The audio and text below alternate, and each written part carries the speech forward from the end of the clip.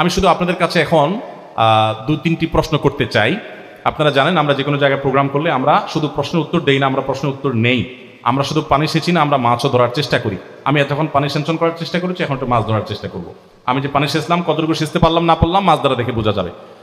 আমি আপনাদেরকে দু একটা প্রশ্ন করব, অনুগ্রহ করক শিক্ষার্থী ভাইয়েরা যারা উত্তর দিতে পারবেন তারা শুধু হাত তুলবেন এবং হাত তুলে আমাকে দেখাবেন যারা উত্তর দিতে পারবেন। আমি যাকে সিলেক্ট করবো তিনি উত্তর দিবেন। খুব দ্রুততার সাথে আমরা কয়েক মিনিটের মধ্যে শেষ করবো ইনশাআল্লাহ বিদিনিল্লাহ।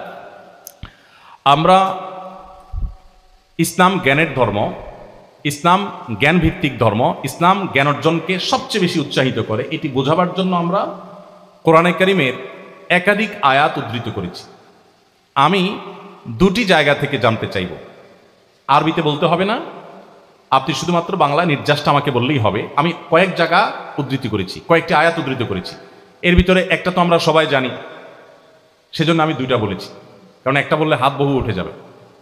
দুইটা উদ্ধৃত করতে পারবেন জ্ঞানের গুরুত্ব বোঝাতে গিয়ে। আমি যে সমস্ত আয়াত বলেছি, একটা তো বলেছি ইকরা বিসমিকা রাব্বিকাল্লাযী খালাক, আল্লাহ তাআলা প্রথম নির্দেশ দিয়েছেন পড়ো, এখান থেকে জ্ঞানের গুরুত্ব বোঝা যায়।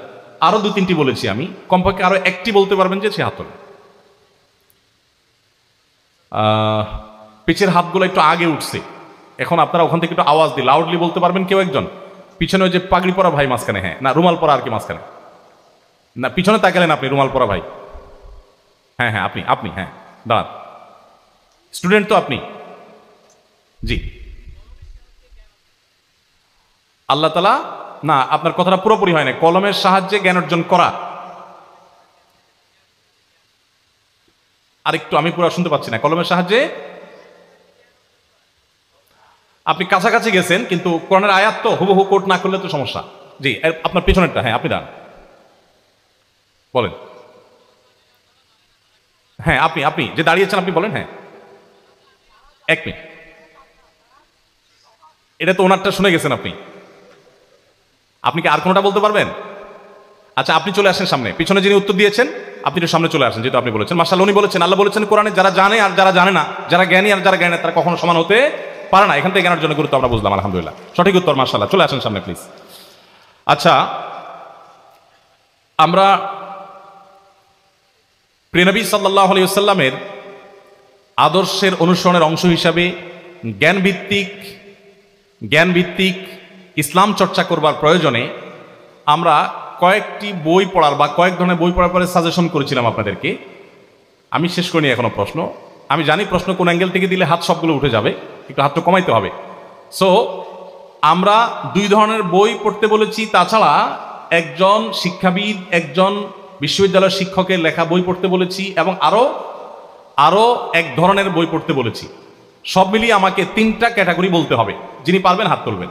হ্যাঁ এই সবুজ ভাই, হ্যাঁ আপনি উঠেন, বলেন। ডক্টর আব্দুল্লাহ জাহাঙ্গীর রাহিমাহুল্লাহর ইসলামকে বোঝার জন্য মৌলিকভাবে ওনার বইগুলোর কথা বলেছি। এক, হ্যাঁ রাসূলুল্লাহ সাল্লাল্লাহু আলাইহি সাল্লামের জীবনের উপর কোন একটা গ্রন্থ আগাগোড়া পড়ে শেষ করতে বলেছি। রাহিকুল মাখতুম একটা উপমা হিসাবে দিয়েছি। হ্যাঁ দুইটা হলো, রাসূল সাল্লাল্লাহু আলাইহি ওয়াসাল্লামের সিরাত আর রাহিকুল মাখতুম একই। আরেকটা তো সহজ। হ্যাঁ ফাইন, বলেন কি বলেছি সন্তান লালন পালনের ক্ষেত্রে? সে একটা বইটার নাম না বললে কিভাবে হবে, বা নাম না বলতে পারেন, আইডিয়া দেন। আচ্ছা আর কে পারবেন? আপনি চেষ্টা করেছেন, সেজন্য আপনি চলে আসেন, আপনাকে আমরা বঞ্চিত করবো না। হ্যাঁ আপনি দাঁড়ান প্লিজ। মুসলিম একজন বোনের লেখা, বোনেরটার নাম কি বলেছিলাম? সিহিনতা শরীফা।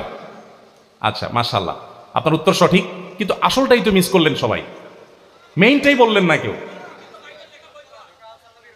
না আপনি দাঁড়ান, হ্যাঁ বলেন। কোরআনে কারীম, উত্তর তো আউট হয়ে গেছে। আচ্ছা দুজনে চলে আসেন, উত্তর পর্যাপ্ত, এই পুরস্কার পর্যাপ্ত আছে, আমরা দিয়ে ফেলতে পারবো। একটু এদিকে চলে আসেন প্লিজ। আমি ভিসি মহোদয় বা প্রভিসি মহোদয় কেউ একজন যদি থাকেন, আমি অনুরোধ করবো যে আপনাদের হাত দিয়ে আমরা পুরস্কারটা দিতে চাচ্ছিলাম, যদি সুযোগ থাকে বিনয়ের সাথে, অথবা স্যারদের কেউ একজন যদি আসে, আমরা 1 মিনিটের ভিতরে সব পুরস্কারগুলো দিয়ে ফেলবো ইনশাআল্লাহ।